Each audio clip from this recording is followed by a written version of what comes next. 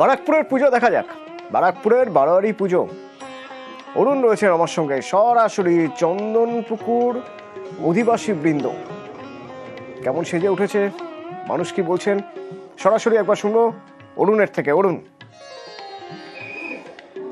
দেখো, এই পঞ্চমীর সন্ধ্যায় কিন্তু 8টা বাজে। এখন কিন্তু মানুষের ঢল ক্রমশ বাড়ছে যত রাত যাচ্ছে, কারণ আজকে আকাশ অনেকটাই পরিষ্কার। এখানে যে মণ্ডপটি তৈরি করা হয়েছে সেখানে কিন্তু একেবারে কৈলাস পর্বতের অনুকরণে যে মূর্তি রয়েছে সেখানে কিন্তু একেবারে ভেতরে কিন্তু সজ্জিত। এখানে তোমাকে একবার দেখাবার চেষ্টা করো। দেখো, মণ্ডপের ভেতরে কিন্তু পরিষ্কার কাজ করা রয়েছে এবং তিরুপতি মন্দিরের অনুরূপেই কিন্তু প্রতিমাও তৈরি করা হয়েছে। এখন মানুষের ঢল ক্রমশ নাড়ছে। আমি একটু কথা বলে নেবো যারা এখানে ঠাকুর দেখতে এসেছেন তাদের সঙ্গে একটু কথা বল। দিদি, কেমন লাগছে? ভীষণ সুন্দর লাগছে। আর তিরুপতি মন্দির গত বছর শ্রীভূমিতে দেখেছিলাম, তারপরে এখানে ব্যারাকপুরে প্রথমবার। খুব ভালো লাগছে দেখে, সাজসজ্জা, টোটাল জিনিসটা, টোটাল কম্প্যাক্টটাই ভালো। হ্যাঁ, আসলে তুমি শুনলে সবাই কিন্তু খুব খুশি, কারণ হচ্ছে সবচেয়ে বড় কথা হচ্ছে আকাশটা আজকে ভীষণভাবে পরিষ্কার এবং কিন্তু মানুষ কিন্তু বেরিয়ে পড়েছে এই মূর্তি রাখার জন্য। আর ক্রমশ রাত যত বাড়ছে ক্রমশ ভিড় তত বাড়ছে। এই ব্যারাকপুরের মানুষগণ কিন্তু এখানে অনেকগুলো পুজো হয়, তার মধ্যে এটি একটি অন্যতম পুজো এবং এখানে কিন্তু বহু লোক এখানে দূর দূর থেকে তারা প্রতিমা দেখতে আসে। এখন রাত্রে 8টা বাজে, এখনও কিন্তু ভিড় ক্রমশ বাড়ছে। অতনু, বারাকপুর থেকে বহরমপুর প্রণব আছে আমার সঙ্গে। বহরমপুরে বাবুলবোনা সর্বজনীন দুর্গাপুজো কমিটি কেমন সেজে উঠেছে দেখি। পঞ্চমী রাত 8টা, তোমার মাধ্যমে একবার দেখতে চাইবো প্রণব, কেমন সেজে উঠেছে।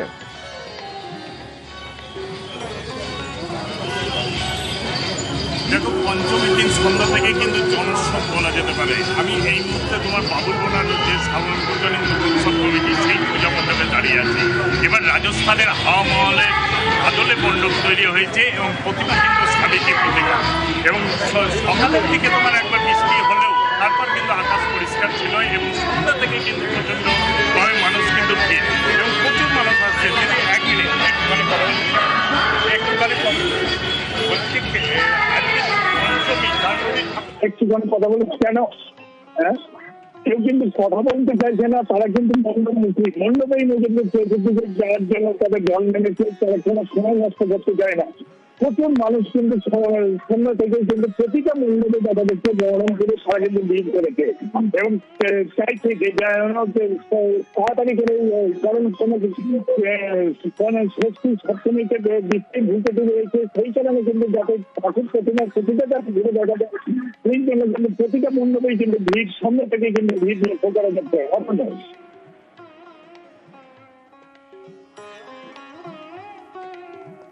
বর্ধমানের ছবি এবার।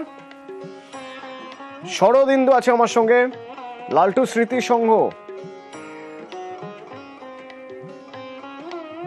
পঞ্চমী রাত 8টা, লালটু স্মৃতি সংঘ বর্ধমান কেমন সেজে উঠেছে, কত মানুষ এসেছেন, কোথা থেকে এসেছেন তারা সব দেখবো। শরদিন্দু রয়েছেন সরাসরি আমার সঙ্গে। শরদিন্দু,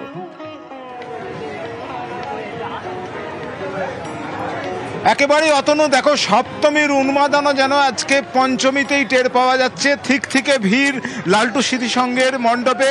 আমরা একটু কথা বলে নেব। কটা প্রতিমা দেখা হলো? তিনটে। কেমন লাগছে? ভালো লাগছে। এই যে সপ্তমীতেই বেরিয়ে পড়া, কারণ কি?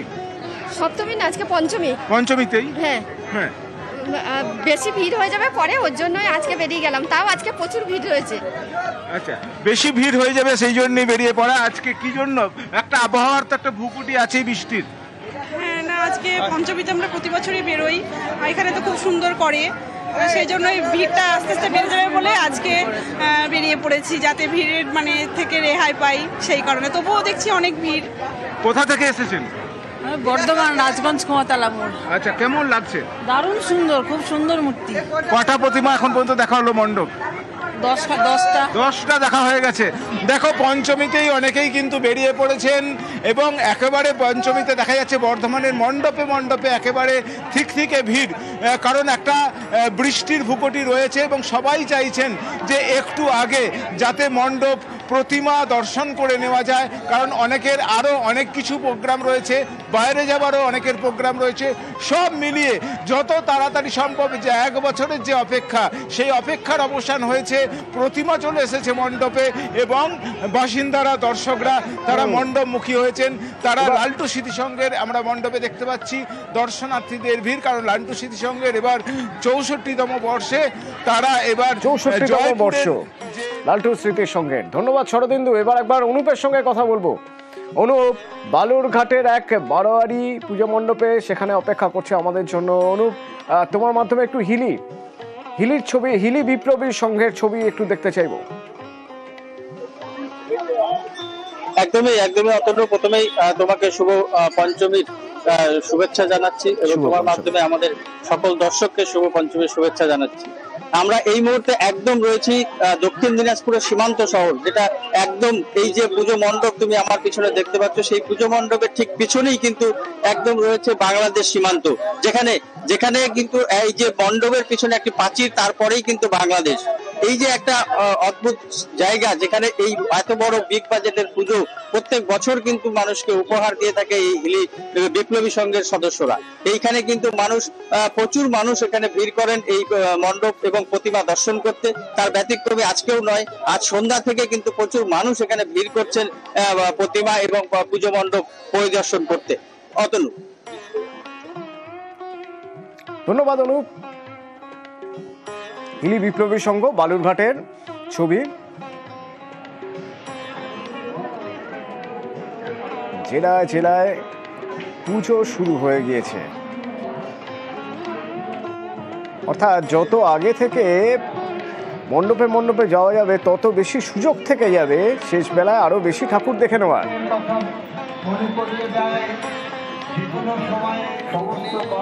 আলোয় আলোয় সেজে উঠেছে রাস্তা, সব রাস্তাই মণ্ডপমুখী।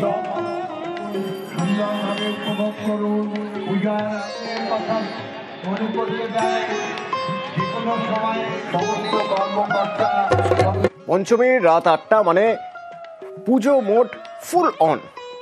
তো সবচেয়ে বেশি ভিড় হয় যেখানে সাবেকিয়ানা আর থিম মিশেল, যেখানে সাবেকিয়ানা থিম মিলেমিশে একাকার, যেখানে নস্টালজিয়া, যেখানে নতুনের মাঝে পুরনোকে নতুন করে পাওয়া, সেই সব একাকার হয় কোথায়?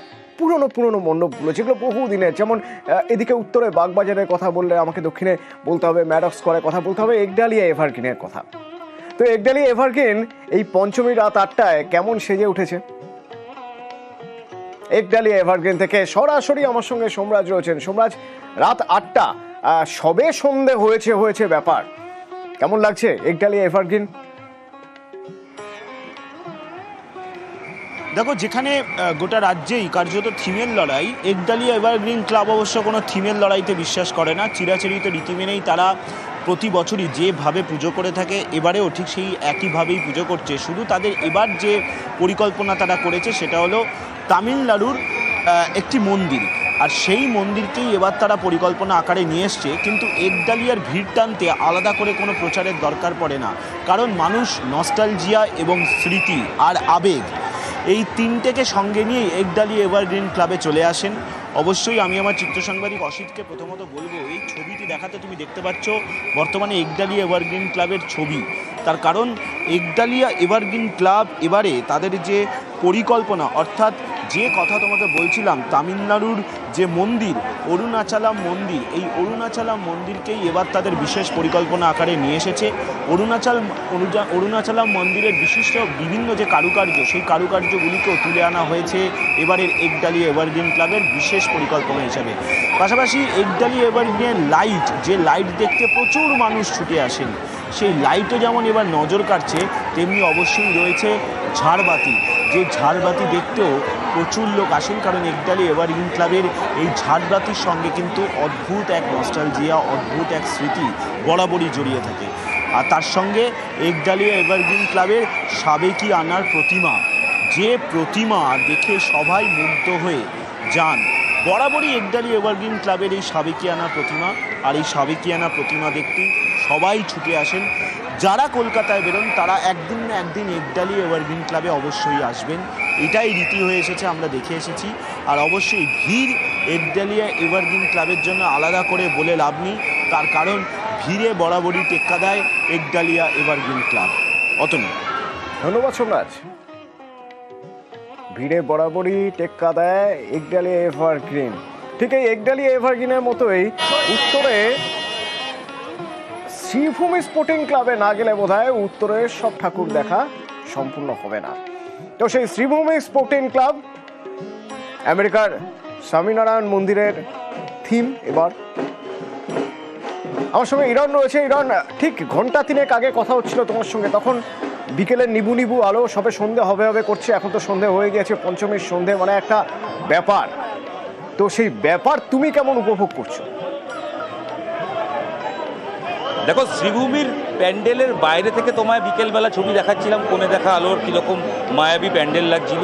এবার প্যান্ডেলের ভেতরে, কারণ দেবীর বোধন প্রক্রিয়া শুরু হয়েছে, বোধন পুজো শুরু হয়েছে, তার ঘট প্রতিষ্ঠা করা হয়েছে, সেই ছবি দেখাবো। তার আগে একটু ছবি দেখাই। শ্রীভূমি যেন কোনো একটা যদি নদী হয়, মানুষের জনজোয়ার যেখানে হচ্ছে, মানুষ ক্রমশ আসছেন এবং ভিড় সামলাতে দুদিক থেকে বের করতে হচ্ছে বাহির পথে, কারণ ডিভাইড করতেই হচ্ছে, কারণ একদিকে প্রেশার সামলানো সম্ভব নয় এবং একজন মানুষ কমপক্ষে 5 থেকে 10 সেকেন্ডের বেশি ঠাকুর দর্শন করতে পারবেন না, এই কারণে, কারণ পেছনের মানুষের প্রচুর ভিড়। এটাই শ্রীভূমির নিদর্শন এবং এটাই শ্রীভূমিতে হয়ে থাকে। এবং পুলিশের তরফ থেকে সারাক্ষণ হাত নাড়িয়ে যেতে হচ্ছে, কিছু করার নেই।